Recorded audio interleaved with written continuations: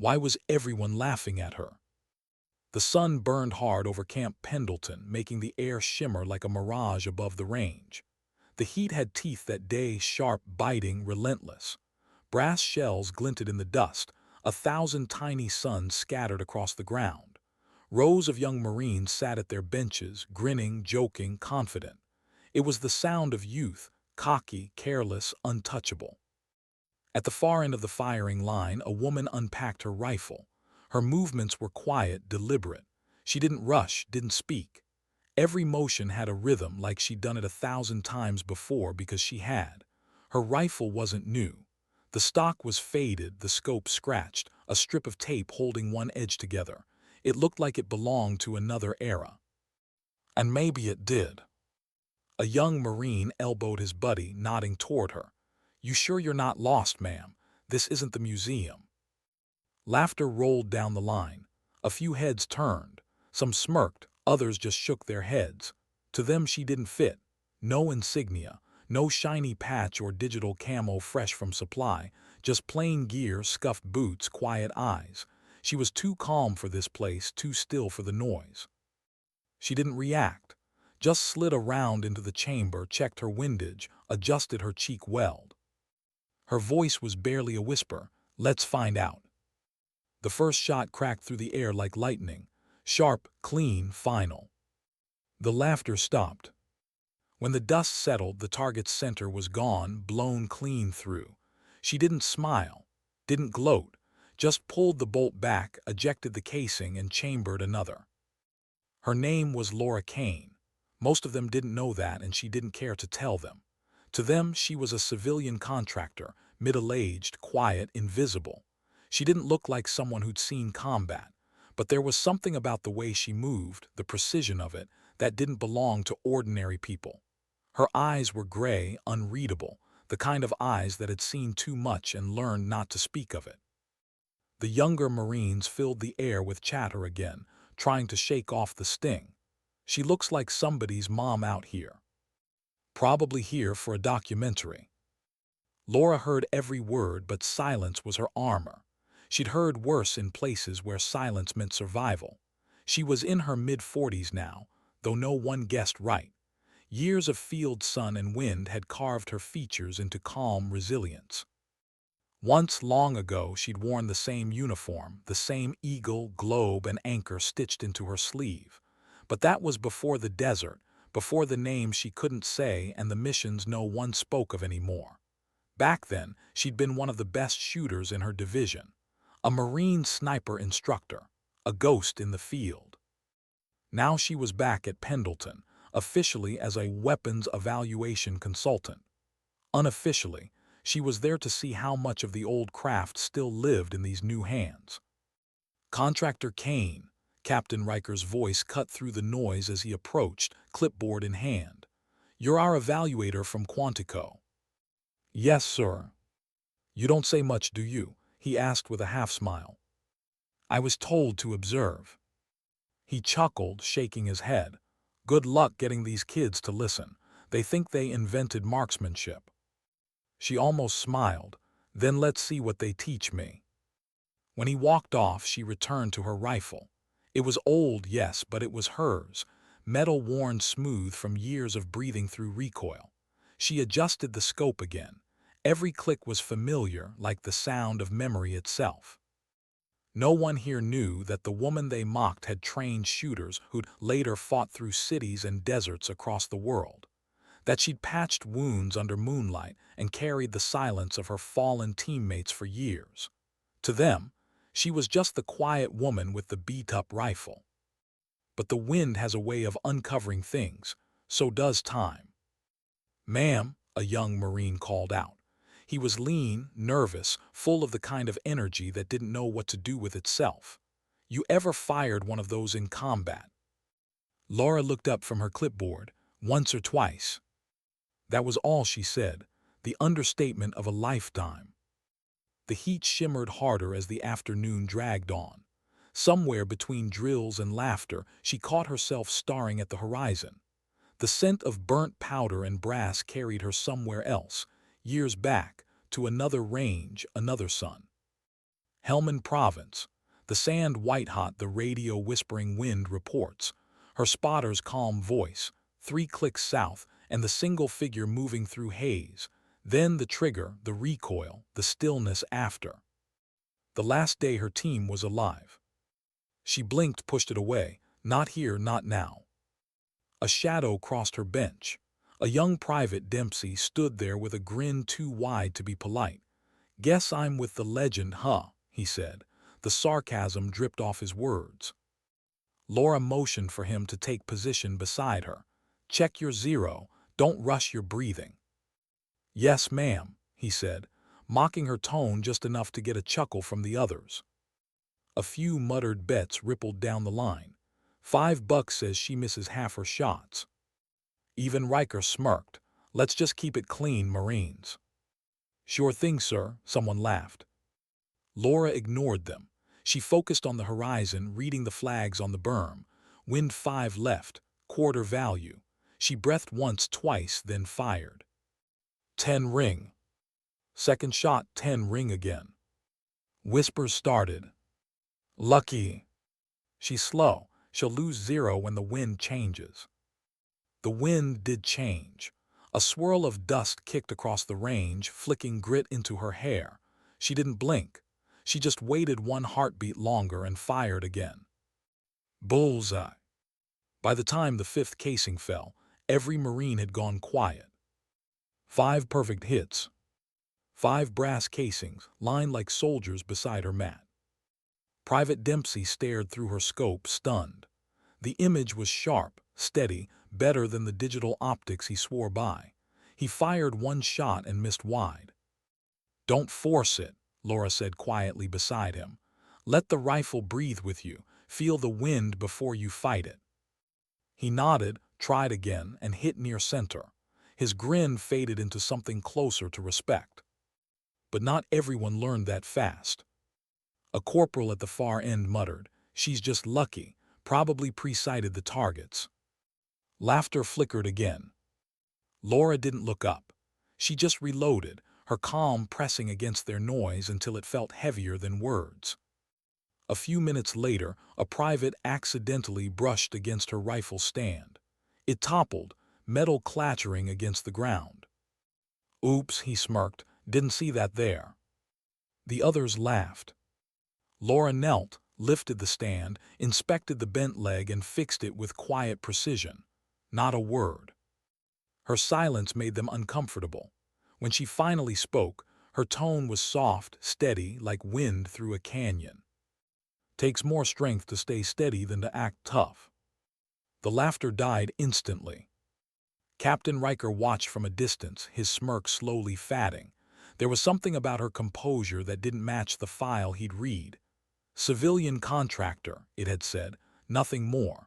But there was something military in her stillness, something old school. "Permission to demonstrate variable windfire, sir?" Laura asked suddenly. Riker frowned. "That's outside today's qualification." "It might be worth seeing." The younger Marines groaned. "Come on, she's showing off."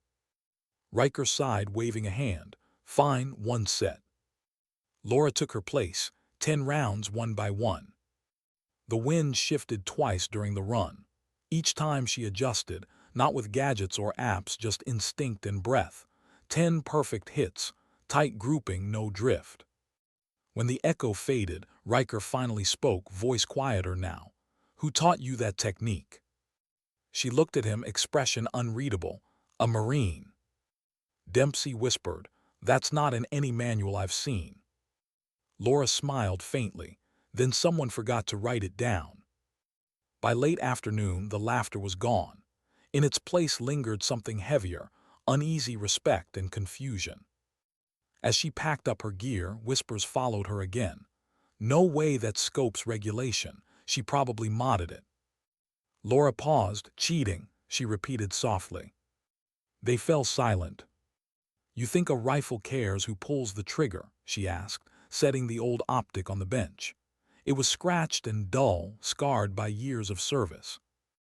"This scope's been through more storms than you've had birthdays," she said quietly. "You don't need fancy gear to hit your mark. You need focus." Riker stared at her, this time not with amusement, but curiosity. The others avoided her gaze altogether. As she started toward the observation post, Dempsey called after her, half smiling, "Guess I owe everyone lunch." Laura nodded once.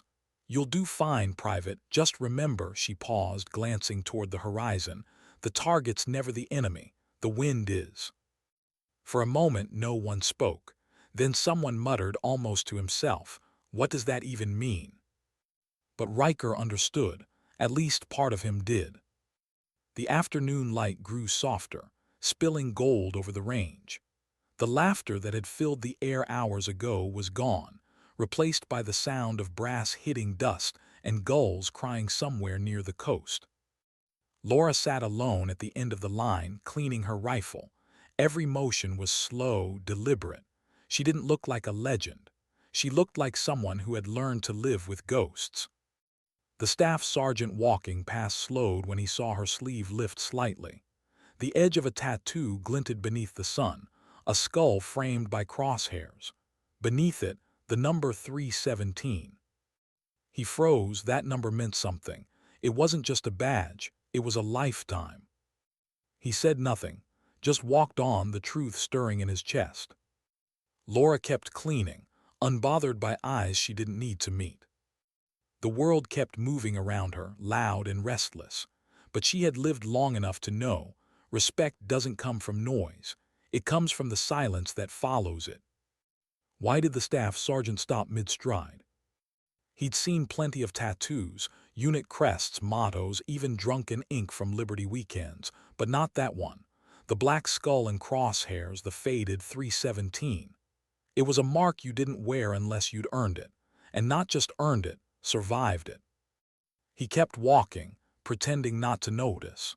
But something about her stillness stayed with him, like a memory you couldn't name but couldn't shake either. Down the line, the Marines were breaking for water. Their laughter had softened, the earlier arrogance replaced with that awkward silence people use when they've realized they might have been wrong. Dempsey lingered near the benches, wiping sweat from his brow. He kept glancing at Laura, the way someone glances at a closed book they suddenly want to read. "Hey," he said quietly, half smiling, "you really don't miss much, do you?" Laura looked up from her rifle case. "You start missing things when you stop paying attention." He grinned, trying to hide his nerves. "Guess I'll start paying more attention then." "Good idea," she said simply. Behind them the wind shifted again. Flags along the berm fluttered north, and Laura's eyes tracked them without thinking. It was automatic, her mind still tuned to variables, distance, mirage, drift. She made a note on her clipboard, almost unconsciously. Captain Riker called out across the range. "All right, people, back to rotation. Kane, pair up with Dempsey again. Let's see if he learned something from you besides manners." The group chuckled softly, the tension easing. Dempsey took his position beside her, whispering, "No pressure, right?" Laura didn't answer. She simply checked his stance, shoulder too tight, finger too stiff, and adjusted it with a light tap. "Don't fight the recoil, balance with it." He followed her instruction, squeezed the trigger, and hit clean center. The line erupted with surprised murmurs. Riker even gave a short nod. "Not bad, Private." But just as quickly, someone muttered, "Probably preset her scope for him." Another laughed. "Yeah, or she's hiding some mod under that tape." Laura said nothing. She learned long ago that silence was louder than defense. Still, a faint tremor flickered in her chest, not anger, just a kind of quiet sadness. The kind you feel when you realize some lessons only life can teach. She glanced toward the horizon. "Permission to run a live windfire demonstration, sir." Riker frowned again. "You already did one." "This one's different," she said softly. He hesitated. Maybe it was curiosity, maybe it was the need to test her. "You've got 5 minutes, Kane." Laura nodded once. She re-zeroed her rifle, but this time, instead of aiming at the standard silhouette, she pointed toward the far targets on the upper ridge. ones most shooters avoided because the crosswinds made them unpredictable. She lay prone, adjusted her bipod, and took a long breath. The world seemed to slow. Even the Marines, restless moments ago, grew still. She fired once. The round sliced through the wind and struck dead center. Then again, then again. 10 rounds, 10 centers. No adjustments, no computer readouts, just instinct. When the echo faded, all anyone could hear was the ocean wind brushing through dry grass. Riker lowered his clipboard slowly. Where'd you learn that pattern? Laura's lips curved faintly, from someone who stopped missing things. That was the moment the shift began. Respect, not the forced kind, not the rank-based kind, started to seep through the group like water through dust. But pride dies hard. When Laura set her rifle down, a corporal nearby muttered under his breath, "Lucky wind." Another replied, "Old trick, watch, I'll hit half that easy." They didn't. An hour later, as the last rounds echoed across the field, the young corporal brushed past Laura's bench again, accidentally bumping it. Her rifle stand tipped, clattering to the dirt. She caught it mid-fall with one hand. The motion was effortless, precise. The Marines froze. She steadied the stand, looked at him once. No anger, no glare. Just a look that said, "You're not worth the bullet it would take to teach you this lesson." Then she straightened. "Takes more discipline to be kind than to be right," she murmured. No one laughed this time. The sun hung lower, bleeding gold over the hills. The day's heat softened into the kind of glow that makes everything look fragile. Dust floated in the air like smoke from a fatting fire. Laura sat on her mat, cleaning her rifle again. Each motion was measured, patient. The soft scrape of the brush against steel was almost meditative. Around her, conversation faded to whispers. That's when the lance corporal noticed something glinting in her gear bag. A small metal coin, edges worn smooth. He leaned closer. On one side, an eagle, globe, and anchor. On the other, a gold trident. He frowned. "Why, she got both?" His buddy shrugged, "Probably a souvenir." But his voice lacked conviction. The staff sergeant from earlier approached Riker, voice low. "Sir, that contractor, you see her forearm." Riker didn't look up. "What about it?" "She's got an 317 tattoo. Old one. Looks like pre-2000's era ink." Riker finally turned. "Plenty of Marines get those." The sergeant shook his head. "Not like that. You ever seen one burned in?" Riker didn't answer. His eyes drifted toward Laura. At that moment she crouched beside another recruit, adjusting his stance. "You're fighting the rifle," she said quietly. "Don't. Meet it halfway. Control isn't about force, it's about balance." The young Marine fired again. The round hit near center. He blinked. "Who taught you that?" She smiled faintly. "Experience." The word carried weight. It hung in the air like the echo of a confession. Riker watched her for a long while. Something in him shifted. He didn't know her story, but he knew the look of someone who'd been through things training manuals couldn't cover. When the last rotation ended, the Marines gathered around the benches, laughing weakly, trying to shake the tension. Laura sat apart, filling out evaluation sheets in neat, steady handwriting. That's when Dempsey noticed the dog tags beside her keys, edges dull, metal darkened by time. He squinted. Two symbols again, the trident and the marine globe. And a name barely visible, Kain. Beneath it, smaller letters, Op Sand Viper. He frowned. "What's Sand Viper?" he whispered. No one answered. Laura tucked the tags back under her sleeve. "Careful, Private," she said softly. "Curiosity's a powerful weapon. Handle it right." He flushed. "Yes, ma'am." Captain Riker approached her as she packed up. "That scope of yours," he said. "Where'd you get it?" "It was issued once." "Marine issue." Her gaze lingered on the horizon. "Something like that." He nodded, trying to read her. but there were walls in her eyes, high ones built over years of keeping secrets. Then it happened. The deep growl of an engine rolled through the field. Dust kicked up as a dark SUV pulled along the access road, stopping near the command tent. The Marines turned, curious. The vehicle doors opened and men stepped out, 4 of them. Their uniforms were different, darker, the patches subdued, not Marines. The tridents on their shoulders told everyone who they were. SEALs. Riker straightened instinctively. Didn't expect visitors today, gentlemen. The lead man removed his sunglasses, eyes narrowing as he scanned the range.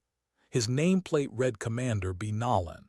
His hair was streaked silver, his posture carved from years of command. Joint demo from Coronado, he said evenly.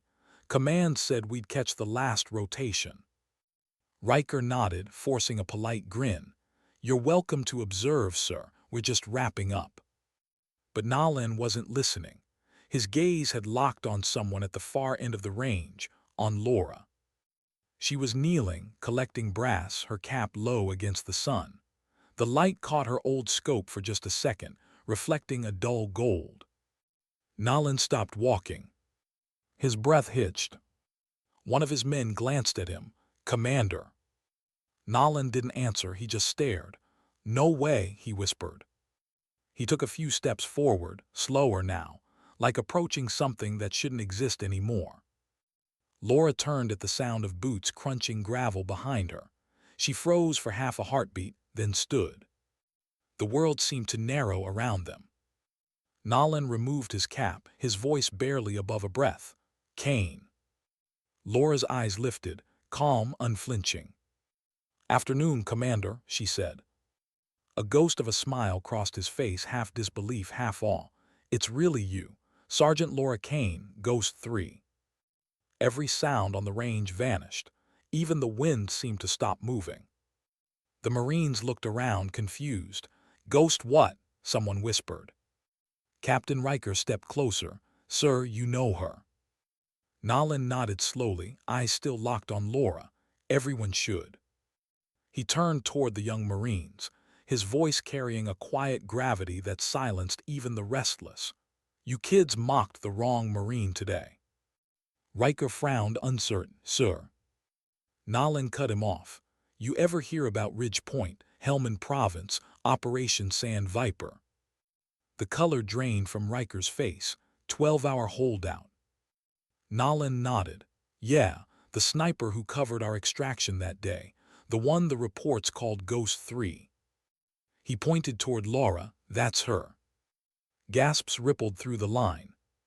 Dempsey blinked hard. Wait, what? Nolan stepped closer to her, voice softer now. You covered us for 12 hours. You were hit twice, bleeding out, still on the rifle. 6 of my men made it home because of you.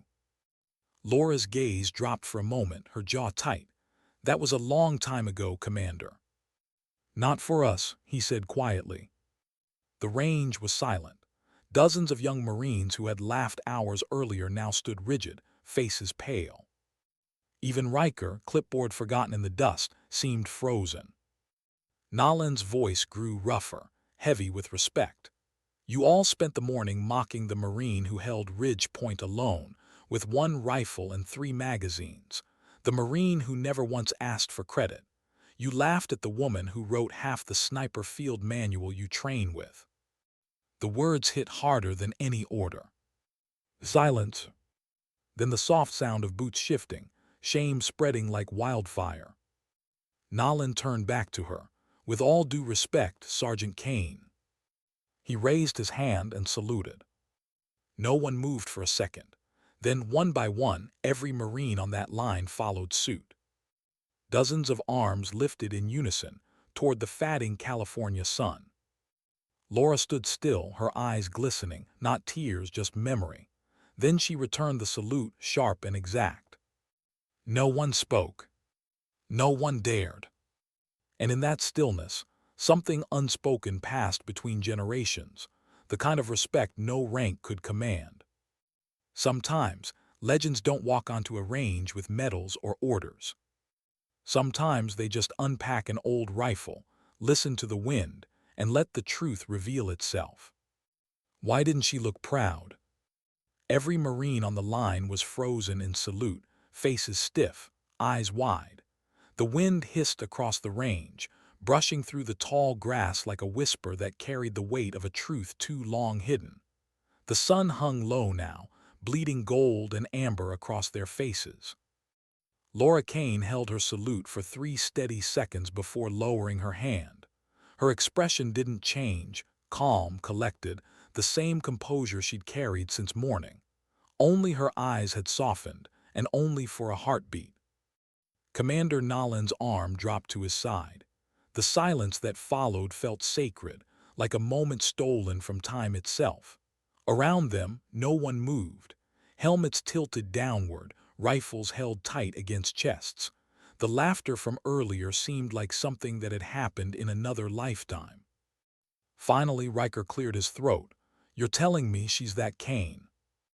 Nolan didn't look away from her. "There's only one Ghost 3. A ripple of disbelief moved through the line. A young corporal shifted his stance awkwardly, voice trembling. "Ma'am, I didn't know." Laura turned toward him.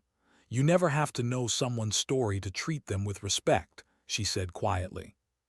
The words landed heavier than any reprimand. The corporal lowered his gaze, guilt flushing through him. Nolan stepped closer, the gravel crunching under his boots. "You kept the scope," he said softly, noticing the battered optics still taped at the edges. Laura nodded once, didn't see a reason to replace what already worked.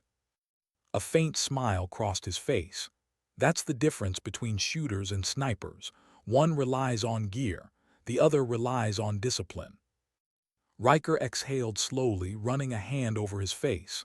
"I don't—" he stopped himself, then stood straighter. "Sergeant Kane, if I'd known."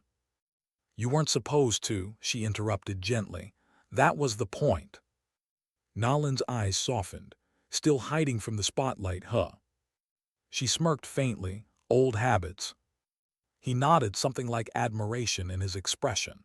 Then, turning toward the range, he raised his voice so everyone could hear. "Range attention." Every Marine snapped upright, boots clicking, rifles down. The commander's tone was low but carried the gravity of someone who'd seen both sides of heroism, the loud and the quiet. "Listen up," he said. "You see this woman standing here. You joked about her, doubted her, dismissed her. But this," he gestured toward Laura, "is what discipline looks like, what humility looks like. She doesn't need medals or stories to prove anything. She's already lived them." His gaze swept the line. "You want to know what real experience sounds like?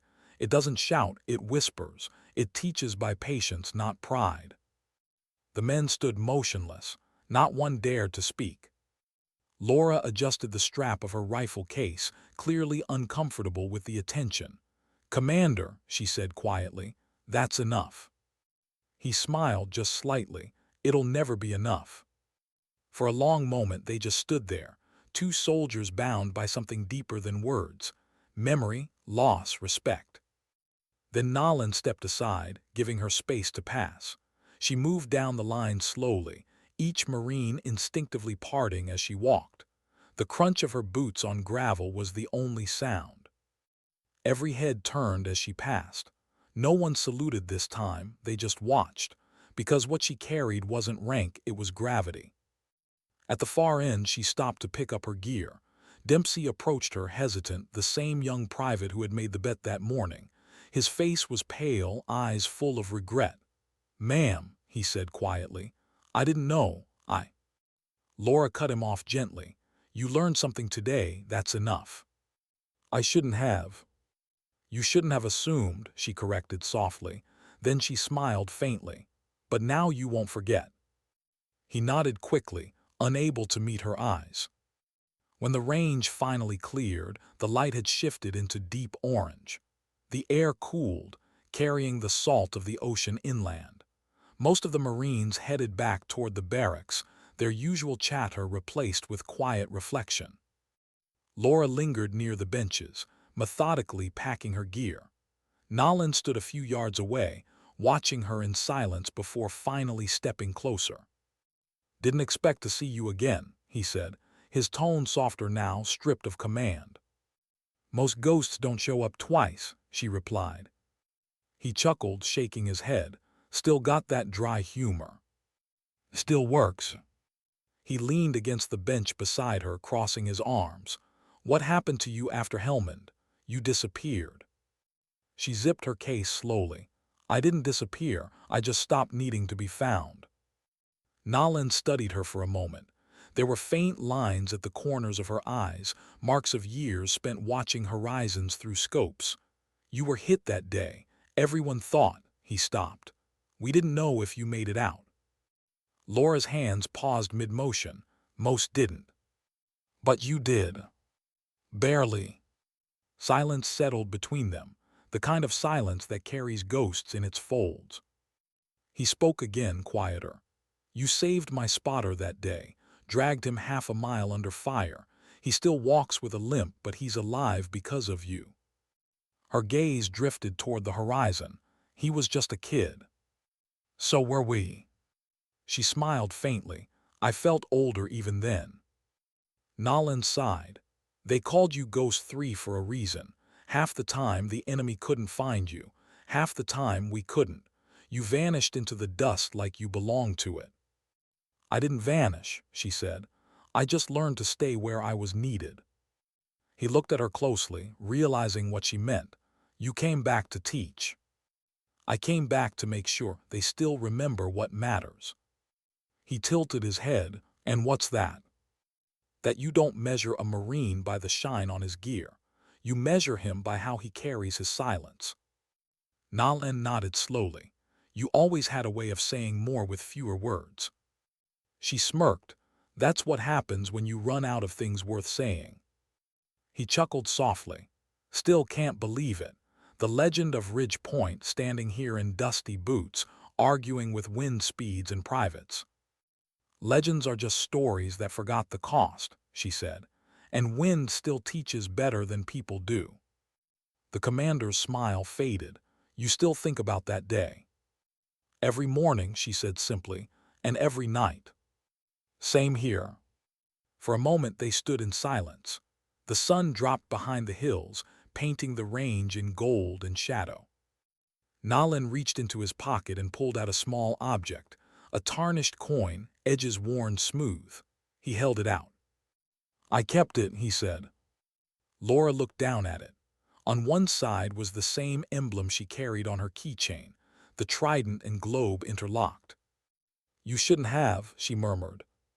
He shrugged. "You earned it more than any of us." "I didn't earn anything, I just survived." "That's what earning it means," he said quietly. She hesitated, then closed his fingers around it again. "Keep it. Reminders are heavier when you stop carrying them." He studied her. "You really believe that?" "I have to." The breeze picked up again, brushing her hair against her cheek. For the first time all day, her voice wavered. "Do you ever wonder how many people remember their lessons wrong? How many think bravery is about standing tall instead of staying calm?" He nodded. "More than I'd like." She exhaled slowly. "That's why I came back. These kids, they shoot fine. They just don't listen. They chase records, not respect. But the wind doesn't care about your score." Nolan looked at her with quiet admiration. "You could have stayed retired. You could have disappeared for good." "Maybe. But someone has to remind them what the uniform used to mean before it turned into a hashtag." He laughed softly, still blunt. Still honest. They stood together for a moment longer, saying nothing. Just the sound of wind and the distant call of gulls. Finally Nolan spoke again, voice low. "You know, the seals still tell your story. Half of them think you were a myth." She smiled faintly. "Keep it that way. Myth's easier to live with than memory." "Memory, what makes it real?" "Real doesn't always mean easier." He nodded, then stepped back, giving her space. "If you ever want to come down to Coronado, my door's open." "I'm not much for offices." "It's not an office, it's a range." That made her smile. We'll see. He turned to leave, but before walking off, he paused. You know, when I saw you kneeling in the dirt today, I thought I was seeing a ghost. You were, she said softly. As his team climbed into the SUV, the last light caught the tridents on their shoulders, flashing gold against the dimming sky. Laura watched them go, the hum of the engine fatting down the road. Then she turned back to the range, quiet now, empty except for the wind brushing over scattered brass. She picked up one casing, holding it between her fingers. The metal was still warm. 12 years ago, she'd done the same thing in Helmand, picking up brass while waiting for an extraction that never came on time. The memory pressed against her chest, sharp and vivid. Her spotter's voice faint through static. Wind 3 left, they're closing in. Her own reply steady, we've got time. Then the sound of gunfire, then silence. She closed her fist around the casing, grounding herself in the present. The sound of footsteps broke her thoughts. It was Dempsey again, this time walking slowly, respectfully. Ma'am. She turned. I wanted to say thank you. For what? For teaching me what real aim looks like. Laura tilted her head. It's not about aim, Private. It's about understanding what you're aiming for. He nodded, unsure what to say. She gave him a small, approving nod. You'll figure it out. Just remember, every target tells you something about yourself. The trick is listening before you shoot. He swallowed, the words sinking deeper than he expected. Yes, ma'am. Laura turned away, looking out over the empty range, the faint echo of earlier laughter gone with the wind. The narrator's voice would soften here, the tone fading into reflection. Some lessons come easy. Others take a lifetime to learn. Respect isn't about rank or recognition. It's about listening to the silence between the shots. Laura Kane stood alone as the last light died over Camp Pendleton. In that quiet, she didn't look like a legend or a ghost. She just looked whole. Why did the smell of gun oil always bring her back there? Even after years, even after the medals were boxed away and her name scrubbed from mission logs, that single scent could unlock it all. The desert, the static, the silence that followed every shot. Night settled over Camp Pendleton, soft and wind-heavy. The range lights glowed dim along the berms, and the last echoes of boots and laughter had long faded toward the barracks. Laura stayed behind, sitting on the tailgate of her truck, the old rifle case beside her. A thermos of stale coffee steamed faintly in her hands. She didn't drink it. She just watched it, the way someone watches the horizon for a storm that isn't there. From the shadows near the armory, Commander Nolan approached again. No clipboard this time, no audience. Only two old soldiers and the weight of unspoken memory between them. Couldn't sleep either, he asked. She shook her head. Haven't slept right in years. He leaned on the bumper beside her, the metal creaking. For a while, neither spoke. Finally, he said it. Tell me, you never talked about that day. Her eyes stayed on the horizon. There isn't much to tell. Laura, his voice softened. You know that's not true. A long silence followed. Then she sighed, set the thermos aside, and reached for the old scope still taped along one edge. She held it up to the range lights, turning it slowly between her fingers. You really want to know? He nodded. Her voice dropped low, measured quiet, the cadence of a confession. It started with bad intel, she said. We were deep in Helmand north of Sangan.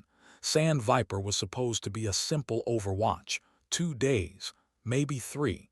We were backing your unit's extraction route. You remember the ridgeline. He nodded once, the one we called Ridge Point. That's the one. She exhaled. We had a spotter, Sergeant Hill. Kid was 23, still talked about buying a motorcycle when he got back. We'd been glassing the valley for hours when command lost comms. You were already under fire. We could hear it through the static. Her voice thinned. They told us to hold position until the bird came, only it never came. Radio went dead. Hill looked at me and said, "Guess it's just us then." He smiled, always smiled. Nolan said nothing. Laura's gaze drifted somewhere far away, eyes reflecting the range lights like small, distant flares. The first wave hit from the east, 30 plus.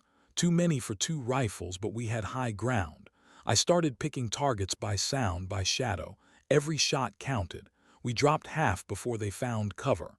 Hill kept calling ranges, calm as ever. But then... She paused, the word caught in her throat. Then the round came through the rock, hit him in the side, no scream, just air leaving the lungs. I dragged him back behind the berm, tried to patch him, but she swallowed. He kept telling me to stay on the gun, so I did. The range around them felt smaller now, as if the California air itself had turned to desert heat. I stayed there for 12 hours, she continued. Wind kept shifting, sand in the optics, no backup, just me, the rifle, and the sound of their boots getting closer. I remember thinking how quiet death can be when it's patient. Her hands tightened around the scope. When your convoy finally broke contact, I was still firing. 3 magazines left. I used the last one to keep the ridge clear long enough for the medevac to reach you. She looked at him. You never knew I was still there. Nolan's jaw worked silently. We thought you'd gone down with Hill. I almost did, she said simply. Took a round through the wrist when I went to drag him again. That's the scar they all stare at now. She flexed the hand once, the faint line pale against her skin. He rubbed a hand over his face. You carried that alone all these years. There wasn't anyone left to carry it with me. For a long time, the only sound was the wind brushing against the truck. Nolan broke it softly. You know, after that op, we pulled your name from the debriefs. Command said anonymity would protect you, but it always bothered me, how someone could save that many lives and vanish into a file labeled classified. That's the job, she said. It's injustice. It's mercy, she corrected, the kind that keeps ghosts from following you home. He studied her profile, the calm, the restraint, the quiet that used to confuse younger soldiers. You never wanted recognition. She shook her head. Recognition doesn't bring anyone back. It just makes their absence louder. He looked down. Hill, you ever visit his family? I wrote once, didn't sign it. Why? Because they needed a story, not a witness. Nolan nodded slowly, understanding. Some truths were too heavy to hand to the living. After a while, she slid the old scope back into its case and stood. You asked what happened after Helmand. That's what happened. The Corps gave me a medal, I gave it back. Took a job evaluating rifles for Quantico. Seemed safer than remembering. Nolan rose with her, and now? Now I test recruits who think courage is a competition. He smiled faintly, and you teach them otherwise. Sometimes when they're listening. They started walking the range together, the gravel crunching under their boots. The night smelled of powder and salt air. She stopped near the same firing lane where she'd stood that morning, the lane where they'd mocked her. Funny thing about wind, she said. It always changes, but it never apologizes. He looked at her, unsure whether she was talking about weather or people. She crouched, picked up another casing, turned it between her fingers. Every round tells a story. You learn to read them after a while. The angle, the residue, the burn mark. They tell you how someone breathed before they pulled the trigger, whether they were scared, whether they were calm. And what does yours say? He asked quietly. She smiled faintly, that I finally learned how to breathe again.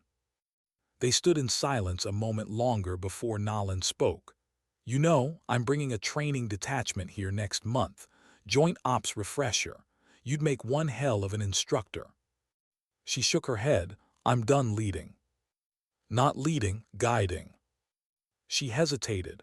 The night wind rustled the flags along the berm. Maybe, she said finally. He gave a small nod, sensing that was all he'd get. You still drive the same truck. Same engine, different paint. He chuckled, figures. He started to leave, then stopped. Laura, when we saluted you today, you looked almost uncomfortable, she offered. Yeah. Because respect shouldn't come from revelation, she said. It should come from awareness. If it takes a story to earn it, then they didn't learn the lesson. Nolan studied her for a long moment, then simply said, "You were always better at teaching than talking." She smirked, talking overrated. When he finally walked away, the range fell silent again. The night wrapped itself around her like an old blanket, worn, familiar, heavy with memory. She sat back down on the tailgate, the horizon fading into dark. For a moment she thought of Hill again, his grin, the way he'd always hummed the same song under his breath while checking the wind. She could still hear it sometimes, carried faintly in the gusts that swept over the California hills. The narrator's voice would soften here, reflective, intimate. It's strange how memory works. It doesn't ask permission. It just returns, like wind finding the same valley again. Some ghosts you outrun, others you learn to walk beside. Laura pulled a small notebook from her jacket pocket, its cover worn thin. Inside were hand-drawn diagrams, ballistic tables, and a single photograph, two silhouettes on a ridge at sunset. She traced the edges of the picture with her thumb, the way someone might trace a scar. "You still watching the wind, Hill?" she whispered, "because it hasn't stopped watching me." She closed the notebook, slipped it back into her pocket, and looked up at the range. Somewhere out there, tomorrow's recruits would stand exactly where she'd stood, full of pride and noise. And maybe one of them would remember the quiet woman with the old rifle, the one who didn't brag, didn't boast, but taught them how to listen. Respect isn't something you demand, the narrator would say. It's something the wind gives back when you finally learn to be still. The stars came out one by one, sharp and cold above the hills. Laura lifted her rifle case, placed it gently in the truck bed, and climbed into the driver's seat. The engine rumbled to life, low and steady. As she drove off, the headlights swept across the range, catching the line of targets still standing in the distance, each one marked clean at the center, perfect circles of absence, proof that sometimes precision isn't about killing what's ahead of you, it's about confronting what's behind. And somewhere beyond the hills, the desert wind shifted again, carrying with it the faintest echo of a voice that once said, "We've got time." She smiled. "Yeah," she murmured, "we do." The truck disappeared down the dark road, taillights glowing like embers. Some missions never really end, the narrator would close. They just change their coordinates from the battlefield to the heart. And if you listen closely, you can still hear the lessons whispered through the wind. Patience, humility, grace. Because in the end, courage isn't the absence of fear. It's the quiet decision to stay steady when the wind shifts. Why did she come back so early? The sky over Camp Pendleton was still blue-gray, the kind of color that belongs to cold air and unspoken things. The range lay empty, littered with brass that caught the first light like dew. A gull called somewhere near the coast, and the sound carried through the valley, lonely and perfect. Laura Kane parked her truck at the same spot as yesterday. The tires crunched on gravel, the engine ticked once, twice, then went still. For a moment she just sat there, both hands resting on the wheel, feeling the quiet. It was the kind of silence that used to frighten her, because silence once had meant waiting for movement in a scope. Now it meant peace, or something close to it. She stepped out, the wind cold against her face, and shouldered her rifle case. The air smelled of salt and gun oil and eucalyptus. She could still taste dust from dreams she didn't remember having. When she reached the benches, she found the young Marines already gathered, though none of them were laughing. Riker was there too, clipboard in hand, his usual grin gone. He looked up when he saw her, nodded once, a gesture of respect, not protocol. "Morning, Kane," he said quietly. "Morning, Captain." The recruits stood straighter.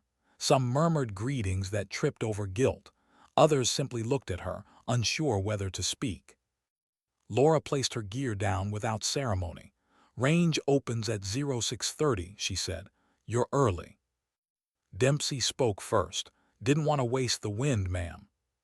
She glanced at the flags. "Northeast Cross, you won't like it." He smiled nervously. "That's why we're here." Riker cleared his throat. "The commander asked me to keep you on for another week. Says you've got more to teach than the manual." Laura's brows lifted slightly. "Another week." "Voluntary, of course." She considered it. "Guess I'm volunteering then."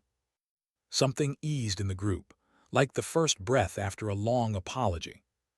She opened the case, laid the rifle on the bench, and spoke without looking up.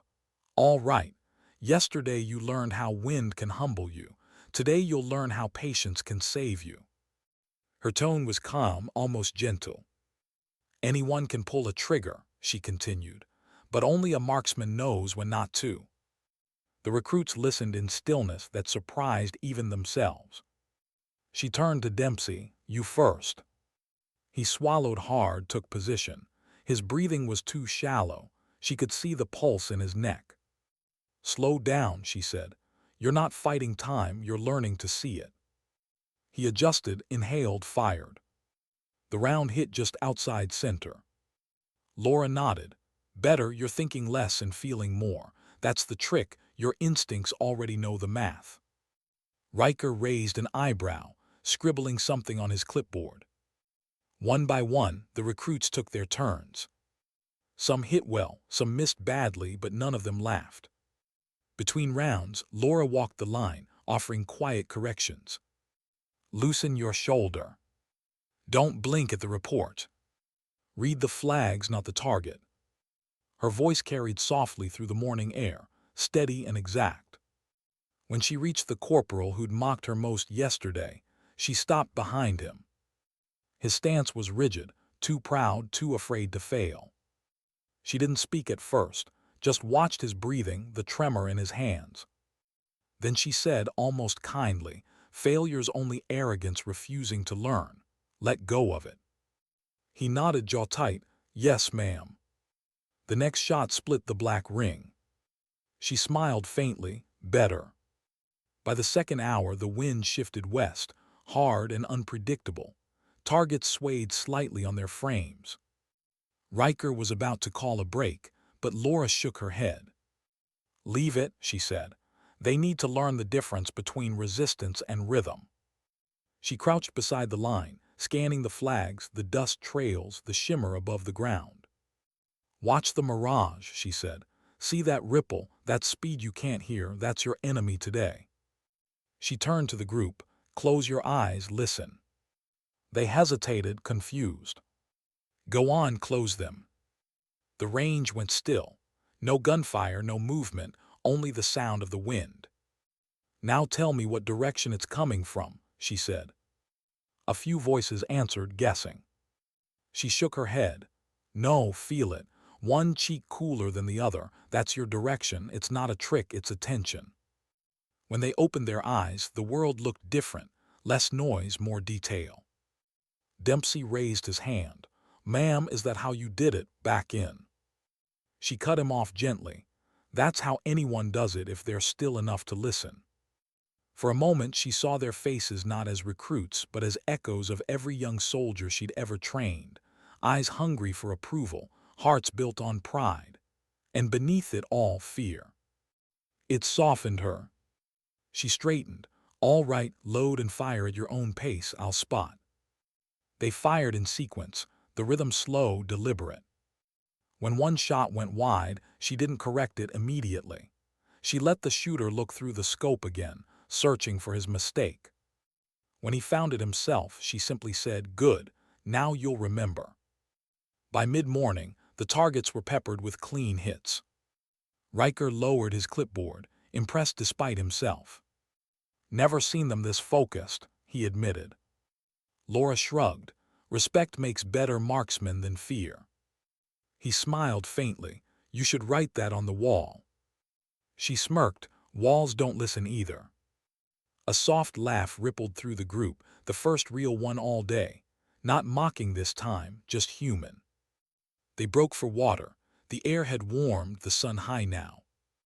Laura sat on the bench's edge, wiping her hands with a cloth. Dempsey approached again, hesitant but more confident. "Ma'am," he said, "can I ask something?" She looked up. "You just did." He grinned awkwardly. "You know what I mean." "Ask." "How do you stop remembering?" Her eyes softened. "You don't. You just learn to remember without breaking." He nodded slowly, taking that in. "Does it ever get easy?" "No," she said, "but it gets worth it." He thought about that as he walked away. Riker came over, leaning against the post beside her. "You've got them hooked. Never seen a class shift this fast." "They're good kids," she said. "They're lucky," he replied. "Most of us never get to meet the legend who wrote our playbook." She smiled faintly. "I didn't write it. I just refused to forget what it cost." The wind rose again, kicking dust around their boots. She watched it dance, thoughtful.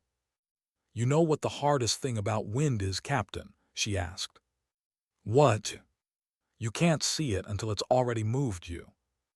He frowned slightly, then nodded, realizing she wasn't talking about weather anymore. By afternoon, the range gleamed with sunlight. The Marines shot smoother, breath steadier. Every correction she gave carried not authority but grace, small reminders of balance, patience, humility. When the last round echoed away, Laura called them to line. "Clean your benches. Leave nothing behind except what you've learned." They obeyed without question. As they finished, the corporal approached, rifle slung, helmet tucked under his arm. "Ma'am," he said quietly, "I talked to my father last night. He served with the 2nd Battalion in 04, said he'd heard about you. I didn't believe him until today." She smiled. "Belief's overrated too, understanding's better." "Yes, ma'am," he hesitated. "I'm sorry." She placed a hand on his shoulder. "Then do better. That's how we apologize in this line of work." He nodded, eyes glassy. "Yes, ma'am." Riker watched the exchange, shaking his head. "You could run this whole base if you wanted." "I've already run enough hills," she said. They walked toward the command tent together. The noise of the range faded behind them, replaced by the soft clang of spent brass in collection buckets. At the tent entrance, Riker stopped. "You staying on base tonight?" "Maybe," she said. "The wind's good here." He chuckled. "You talk about it like it's an old friend." "It is," she said. "It's the only thing that never lies."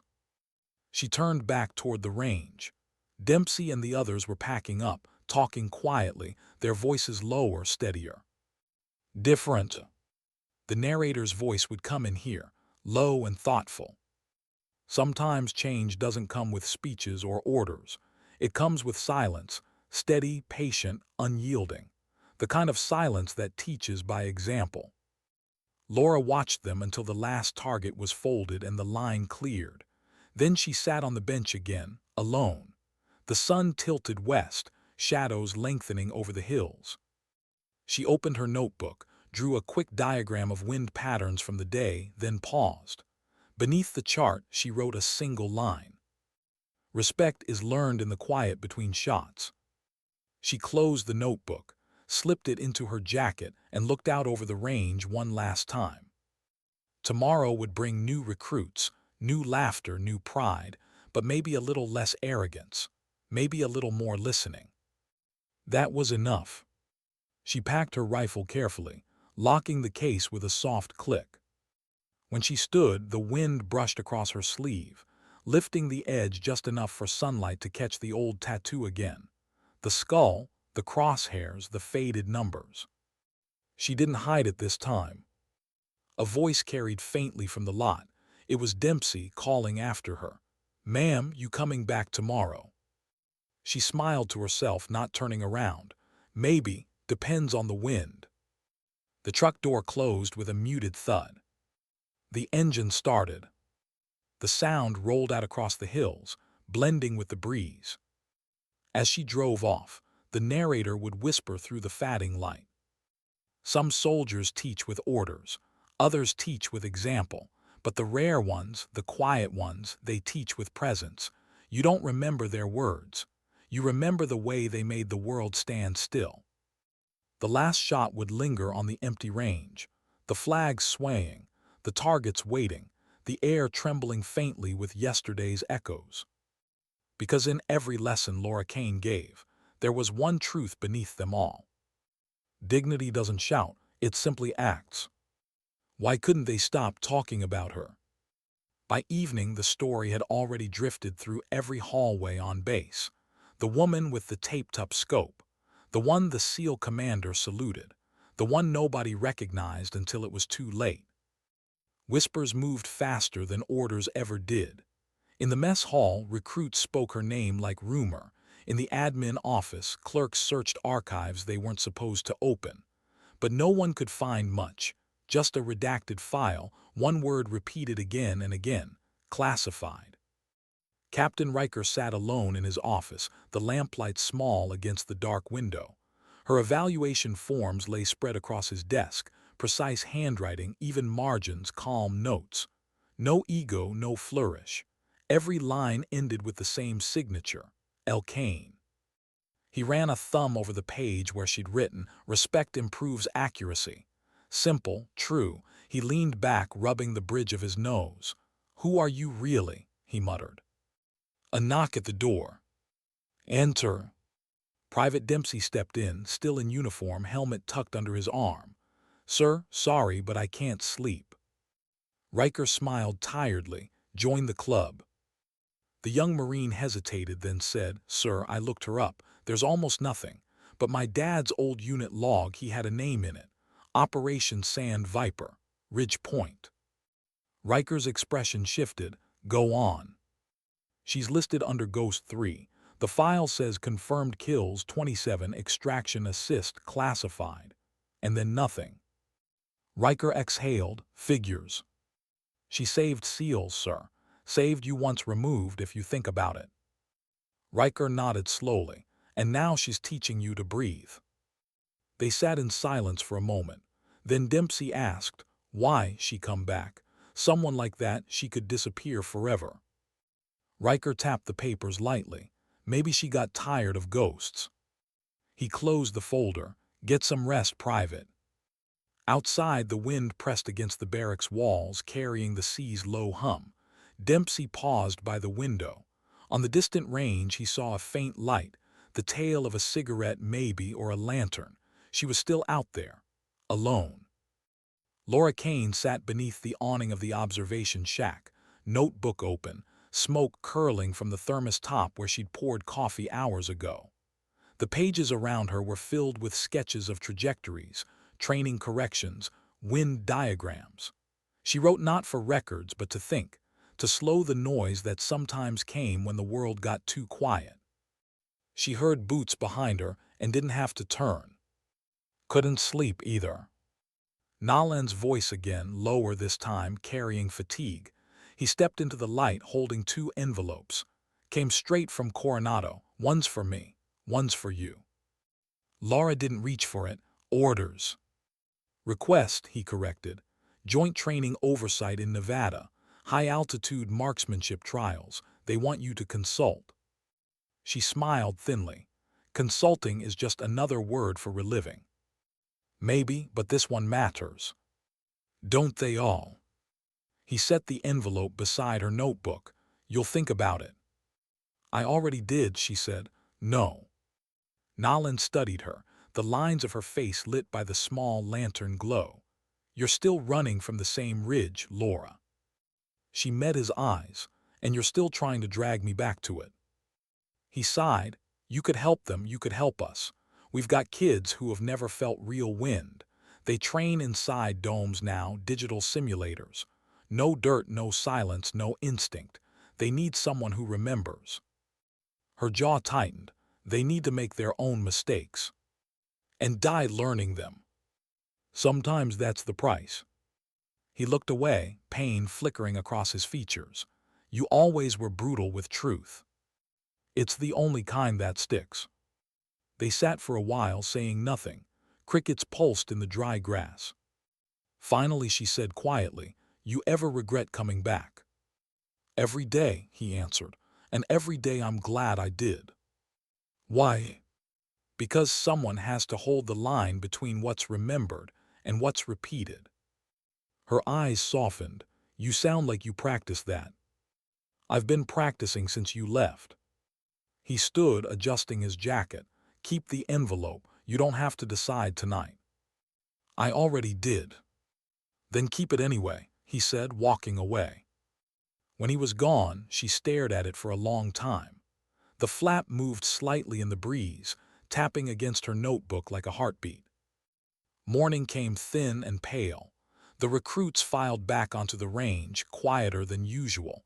They'd heard the rumors. They didn't dare repeat them.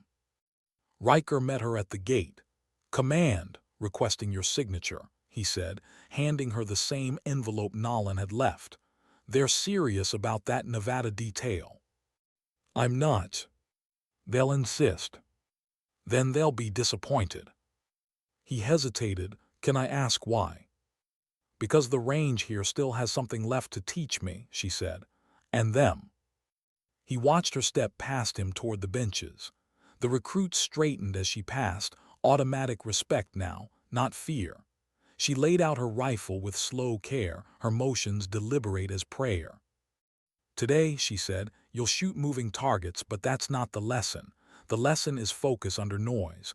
The wind will change, the targets will shift. You'll want to rush, don't. Breathe, wait. Let chaos find its own rhythm." Riker muttered, half to himself, "You sure you're not writing scripture?"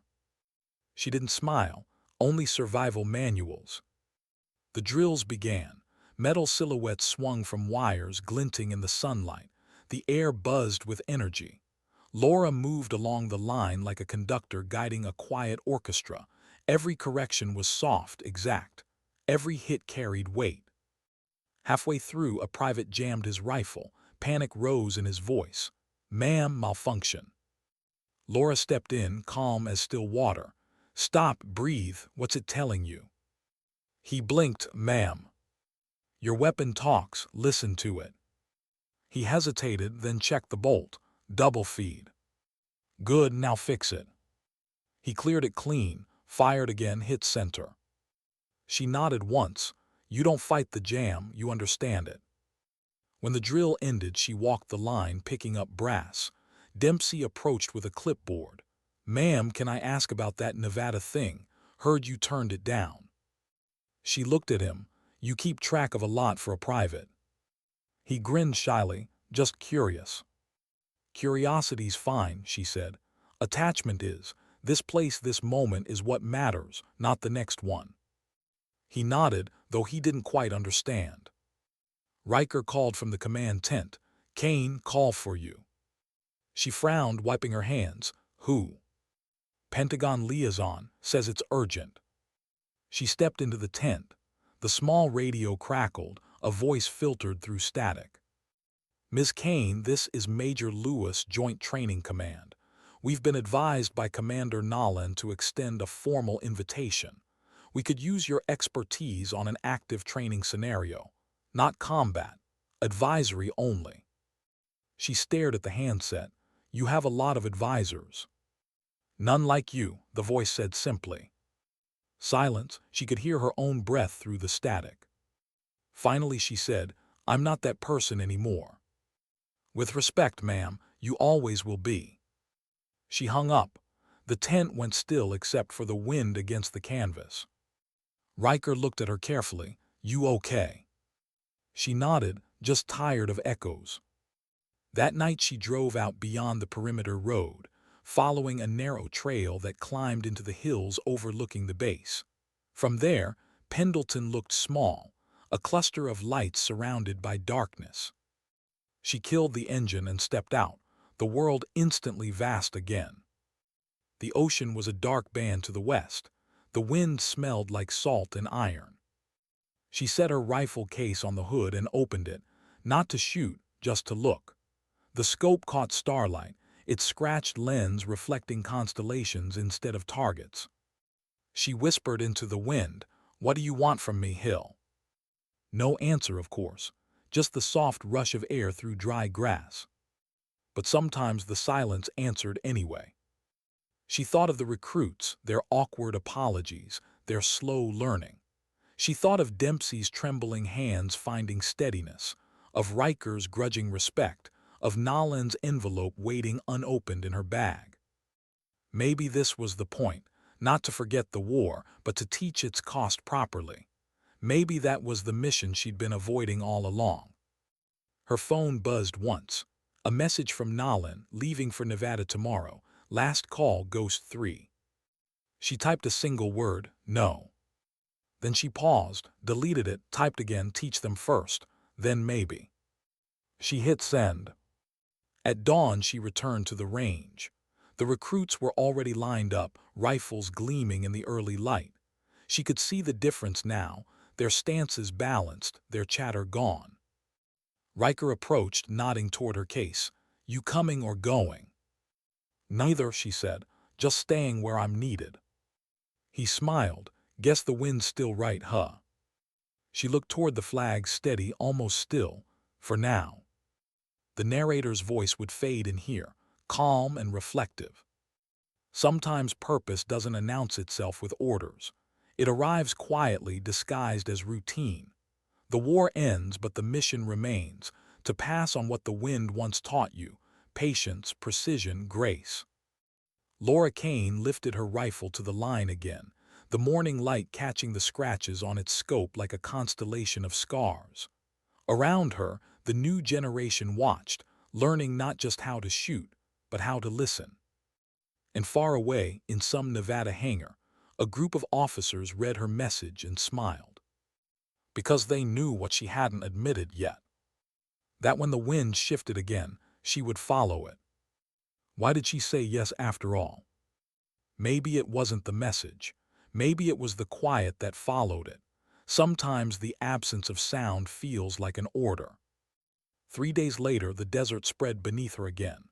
Nevada, the same dry breath, the same blinding horizon she had sworn she'd never see.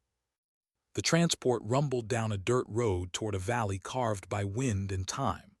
Ahead, temporary hangars, shooting lanes, small barracks like aluminum bones in the sand. Commander Nolan was waiting when she stepped off the truck. "Didn't think you'd actually come," he said. "I didn't either." "What changed?" "The wind," she said simply. He smiled, not pushing for more. They walked side by side toward the main range. The air shimmered with heat. Flags stood limp. Distant shots echoed from another team's drill. Inside the operations tent, a handful of officers rose as they entered. Riker was there, apparently reassigned to the same joint program. His eyes lit up. "So it's true," he said. "Ghost 3 in the flesh." "Don't start," she said. "It's still just Kane." A tall woman in Air Force fatigues extended a hand. "Major Keene, Ballistic Development. Heard a lot about you." "Most of it classified," Laura said. Keene smiled. "That's the best kind." They gathered around a table scattered with maps, drone images, and elevation charts. Nolan pointed to the ridgelines. "This exercise is meant to test cross-branch tactics, snipers from Marine, Army, Air Force, and SEAL teams working in rotation. Kane's here to observe and evaluate." Laura looked over the maps quietly. "And what exactly are we evaluating?" she asked. "Decision pressure," Keene said. "We've had too many engagements go wrong because shooters freeze or rush. We want to know why." Laura traced a finger along one contour line. "Because no one teaches them what waiting costs." The tent went silent. Nolan broke it gently. "You'll have 3 days. Team rotations start at dawn tomorrow. We'll be watching from command feed." Laura nodded. "Then I'll be outside." That night the desert temperature dropped fast. The sky turned black-blue, stars burning hard and close. Laura sat on a folding chair outside her bunk, writing by flashlight. Every so often she'd look up, scanning the horizon without realizing it. Old habits. Riker approached with 2 mugs of bitter coffee.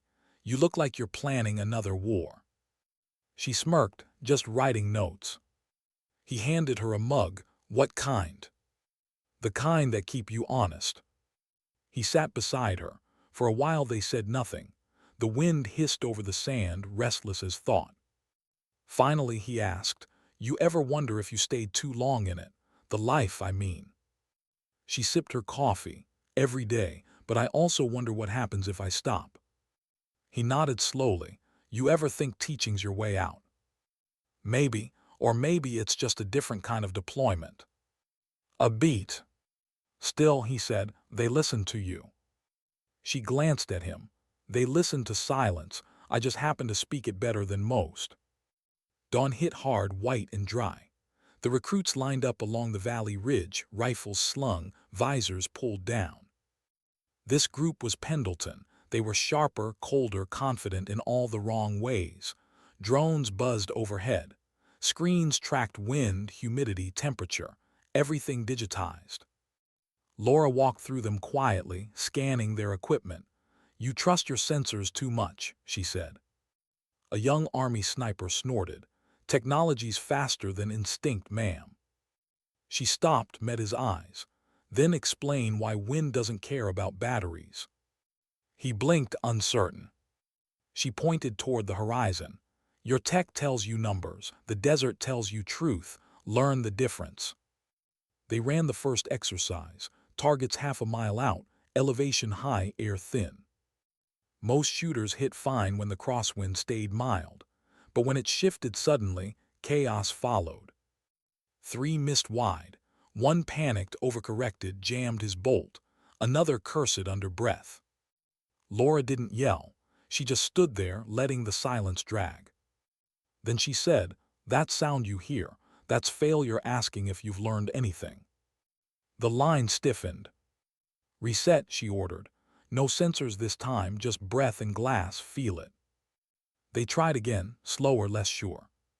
When the first clean hit echoed across the ridge, she said softly, That's patience earning its pay. By midday, sweat streaked every face. Dust clung to rifles and boots. Major Keene watched from the command post, arms folded. She's brutal, she murmured to Nalen. She's honest, he said. They'll remember this longer than any simulation. During a break, one of the shooters, a woman maybe mid-20s, call sign Vega, approached Laura. Ma'am, can I ask something? Go ahead. What's the difference between control and composure? Laura considered that, squinting against the sun. Control is about power, she said. Composure is about peace. One demands the world obey you. The other listens until it does. Vega nodded slowly. And which one wins? Neither, she said, but only one lets you sleep at night. Vega smiled faintly. Guess I'll aim for that. That evening the desert turned gold. Nalen joined her again on the ridge, binoculars slung around his neck. You were right, he said. They're learning faster than we hoped. They're remembering slower than I'd like, she replied. He smiled. You've always had impossible standards. That's how standards work. He watched her profile against the setting sun. You ever think about taking command again? She shook her head. Command for voices that like to be heard. He smirked. You're not wrong. For a long while they stood in companionable quiet, watching shadows stretch across the valley. Do you ever miss it? He asked softly. She didn't answer right away. The sound of the wind filled the space between them. I miss believing it mattered, she said finally. He nodded, understanding too well. Later that night, inside the operations tent, Keene pulled up the drone feed. The screen flickered. One of the cameras glitched, showing a faint figure alone on the far ridge. Who's that? She asked. Riker leaned closer. Looks like Kane. Nalen frowned. She shouldn't be up there, that's live fire territory. They went outside, but by the time they reached the ridge road, the wind had picked up, covering tracks with dust. Half an hour later, Laura returned to camp on foot, rifle slung. "Where the hell were you?" Nolan demanded. "Confirming something." "Like what?" "That they're ready."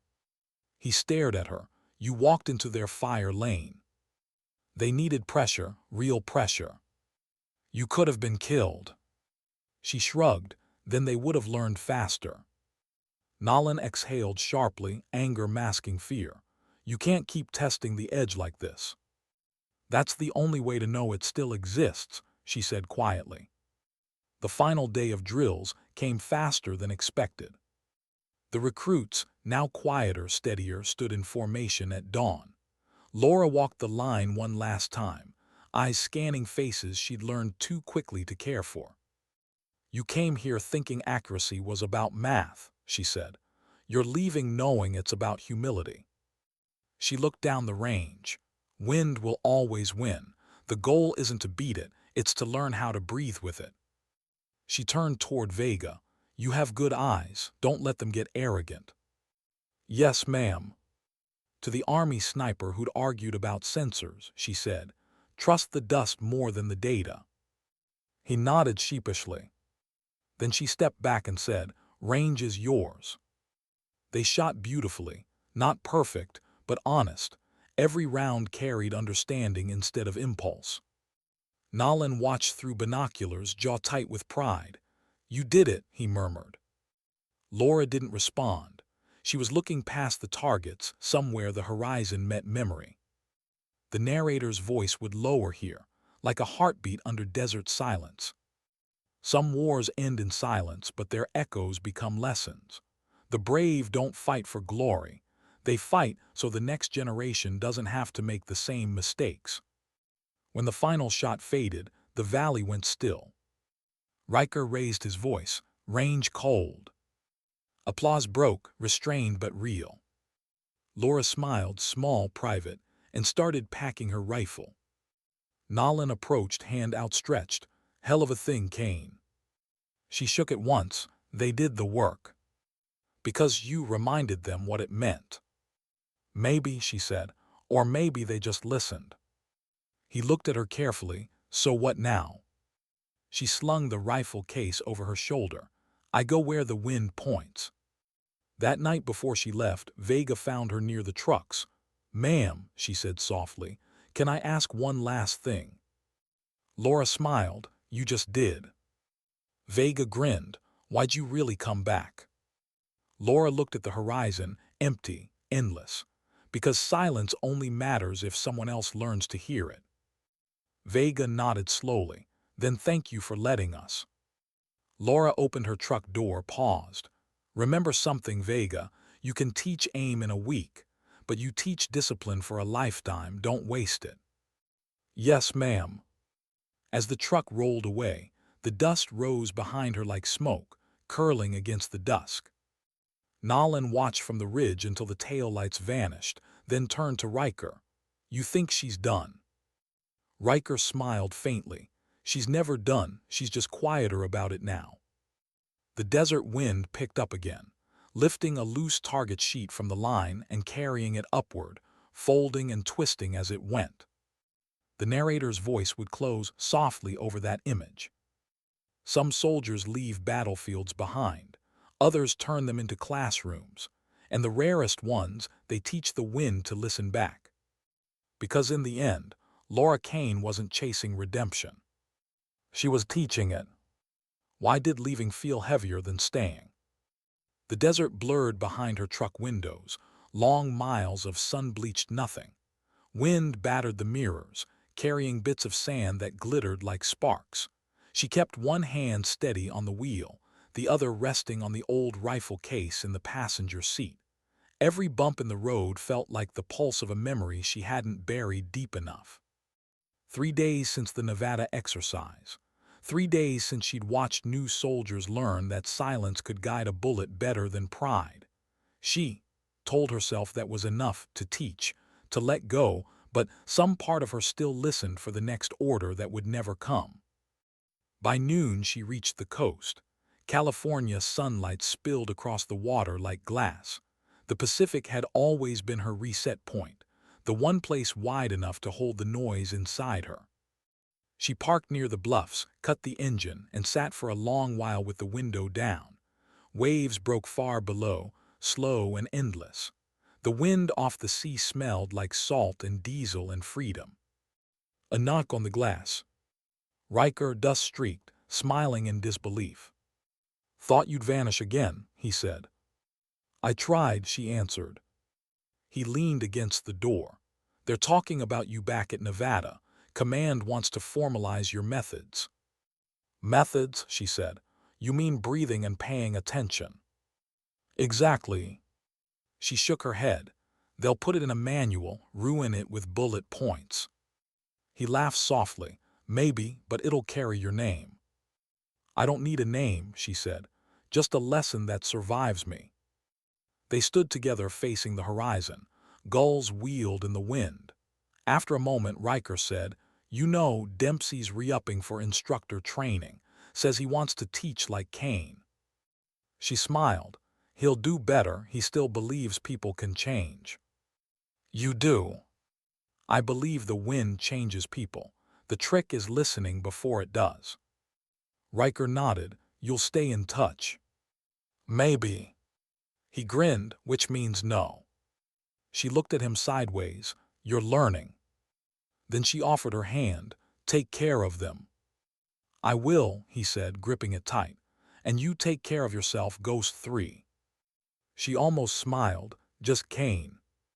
He left her there with the sea and the wind, and a silence that no longer frightened her. That night she checked into a small motel inland, the kind with faded curtains and humming lights. She laid the rifle case on the bed, unlocked it, and lifted the scope. For years it had been her world, every breath, every calculation, every consequence. Now it was just glass and metal, heavy with what it remembered. She took a small cloth, wiped the lens clean, then set it down and opened her notebook. The last page was blank. She stared at it for a long time before writing a single line. "Some distances aren't measured in yards but in forgiveness." Then she closed it and slept. Morning came with rain, rare, thin drops that hissed against the window. She made coffee, black and bitter, and watched the world turn silver through the glass. Her phone buzzed once. A message from Nalin. "Vega's leading her first team today. Wind's calm. She asked me what you'd say. I told her. Let the silence aim for you." Laura read it twice, then smiled. Maybe that was enough legacy. She packed her things, left the motel key on the nightstand, and drove north along Highway 1. Each mile felt lighter, as if memory itself were unspooling behind her. Towns blurred by, small diners, gas stations, the ghost of a life she never really lived. By afternoon, she reached a veterans outreach center near Monterey, a low building with a hand-painted sign that read Quiet Harbor. She'd heard of it years ago, run by a medic from her first tour. She parked, walked in, and found him behind the desk, older, slower, smiling. "Kane," he said, squinting. "Still breathing," she said. He laughed, stood, and hugged her like no time had passed. "What brings you here?"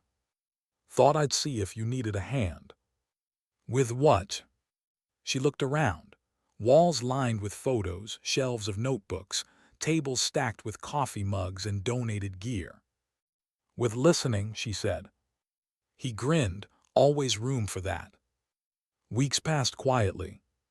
She stayed at the center, fixing rifles for display, teaching calm to men and women who couldn't find it anymore.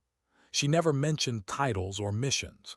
She just taught them to breathe again, slow, steady, through pain and memory. Some nights when the wind shifted just right, she'd walk down to the beach and set an old casing in the sand like a ritual. One for Hill, one for the nameless ones. Each time she'd whisper the same thing: "Rest, I'm still here." The waves would take the brass away, bury it, polish it, carry it somewhere she'd never need to know. The narrator's voice here would soften to a near whisper, the sound of surf behind it. Healing isn't loud. It happens in inches, in the quiet act of showing up one more day. The battlefield fades, but the lessons keep breathing through those willing to listen. One evening, Riker arrived unannounced, uniform dusty from travel. "Needed to see it," he said. "They talk about you at every range now. You're legend again." She shook her head. "Legends are just mistakes people learned from." He laughed. "Then we need more mistakes like you." They sat outside watching the sunset burn orange across the water.